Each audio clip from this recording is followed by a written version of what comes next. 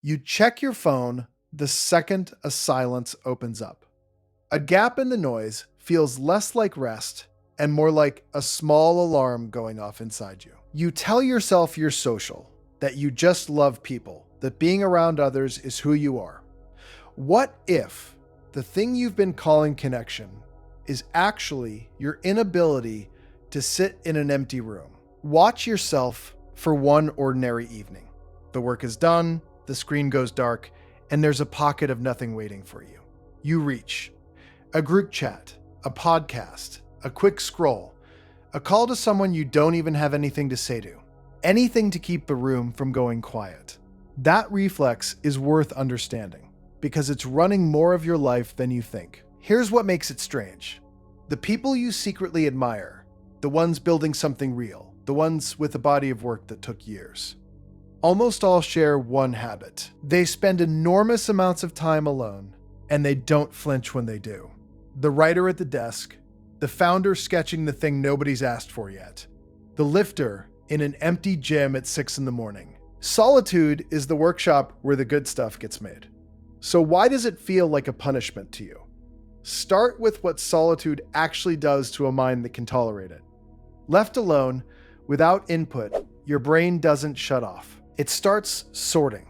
It connects things that happened weeks apart. It finishes thoughts you abandoned mid-sentence because a notification cut them in half.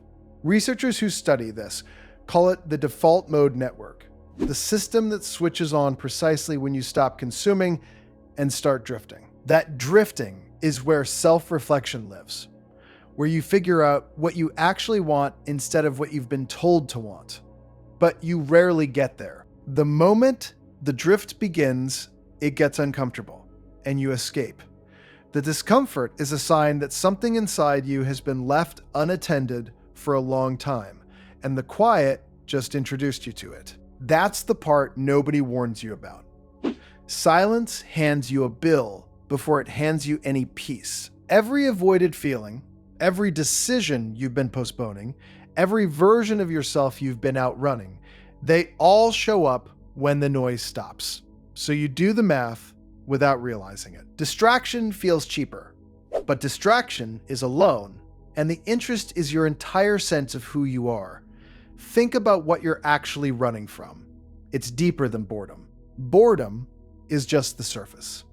Underneath it sits a quieter fear that if you sit still long enough, you'll discover you don't like your own company. That the person you've been performing all day for everyone else is a stranger when the audience leaves.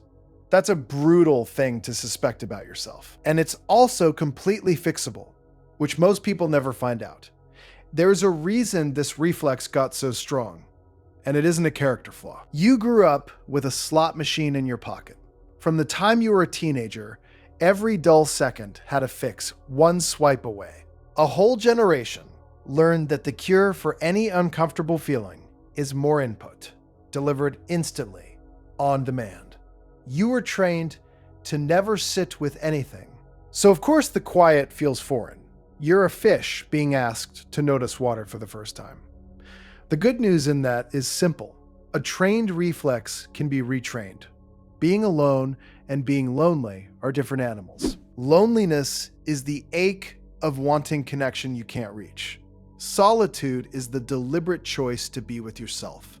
One happens to you, the other you build on purpose. And the wild part is that the same empty room can be either, depending entirely on the state you walk into it with. Even a few minutes of honest reflection beforehand, writing down what you're carrying, I use an app called Ponder for its stoic prompts, link in the description, can shift you from exile to home before the door even closes. Same room, different person standing in it. The skill you're missing is social in name only. It's the ability to make solitude feel like home instead of exile. Look at how this plays out in a life that's trying to grow. You want to build something of your own. A project, a skill, a business, a body that does what you ask of it. Every one of those things demands long hours where no one is watching and no one is clapping. The early stage of anything worthwhile is lonely by design. There's no audience for the rough draft. No likes on the practice reps. If you can only function when you're surrounded or stimulated, you will quit everything right at the point where it starts to matter. Talent has nothing to do with it. The silence just got too loud. A friend of mine spent 2 years trying to learn to code while sharing a flat with 4 people. He blamed the noise, the roommates, the lack of a good setup. The real problem showed up the week they all went away. He had the quiet he'd been begging for, and he filled every hour of it with anything but the work. The silence was his mirror, and he didn't like the reflection. You've probably met your own version of that week. So how do you actually build the capacity? A 10-day silent retreat where you white-knuckle your way through is the wrong move. That's like deadlifting triple your body weight on day 1. You'd hurt yourself and never come back. You build tolerance for solitude the way you build tolerance for anything hard. Small doses, repeated, until your system stops treating quiet like a threat. Begin with 15 minutes. No phone, no podcast, no productivity hack disguised as relaxation. Just you and a room. The first few times, your mind will scream for input, and you'll feel a pull in your hands toward a device that isn't there. Let it scream. The screaming is the workout. Every minute you hold, you're teaching yourself that the discomfort passes and the world keeps spinning on the other side of it. Then stretch it. A walk with no audio. A meal with no screen. A morning where you stay inside your own head for an hour before you check a single thing. These sound almost too small to matter. Each one is a rep that rewires your relationship with your own presence. Somewhere around the 3rd or 4th week, something shifts. The quiet stops feeling like a vacuum and starts feeling like space. Ideas you didn't know you had start surfacing. You catch yourself thinking clearly for the first time in months because clarity needs room and you'd never given it any. The thing you feared was empty turns out to be full. You just couldn't hear it over the noise you kept pumping in. And the loneliness you used to feel, it loosens its grip. Because a lot of what you called loneliness was about a shortage of self, not a shortage of people. You were lonely in a crowd because you brought no one interesting to the gathering. You'd outsourced your entire inner life to whatever was on the screen. Fill the inside, and the outside stops feeling like a wound. Let me be honest about the limit here, because you deserve that. Solitude is not a cure for everything. If you're carrying real depression, real grief, real isolation that's grinding you down, sitting alone in a room can make it worse, and willpower won't bridge that gap. Sometimes the right move is a therapist, a doctor, a hard conversation with someone who knows you. Knowing the difference between productive solitude and the kind of isolation that needs help is its own form of self-respect. This was never about forcing yourself to suffer alone and calling it strength. For most people, most of the time though, the problem is the opposite of too much aloneness. They've never learned to be alone on purpose, so they confuse every quiet moment with abandonment and flee. They mistake a skill they never built for a wound they can't heal. Maybe you're thinking the opposite is true for you, that your best ideas come from other people, from conversation, from bouncing things off a group. That's fair, and it's partly right. Collaboration sharpens things. But notice what has to happen first. Someone has to walk into that conversation with something to offer. The raw material, the half-formed idea, the unpopular take, the thing worth bouncing, gets made in solitude, then tested in company. Skip the first step, and you're just an echo in a room full of echoes, all waiting for someone else to think first.